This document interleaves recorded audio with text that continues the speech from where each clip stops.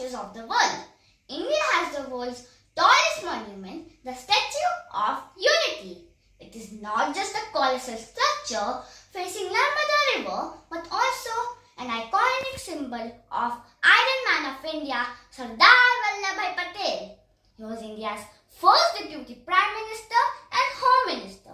He was honored with Bharat Ratna in 1991. He dedicated his life to India's freedom struggle and thereafter in unity of 562 small and big princely states as integral part of India. This 182-meter world's tallest statue is an engineering marvel designed by Padma Bhushan awardee Ram V. Sutar. It is made up of steel, reinforced concrete and bronze coating. It includes exhibition hall, museum, viewing gallery and memorial garden. It was inaugurated on Sardar Vallabhbhai Patel's 143rd birth anniversary. That is 31st October 2018.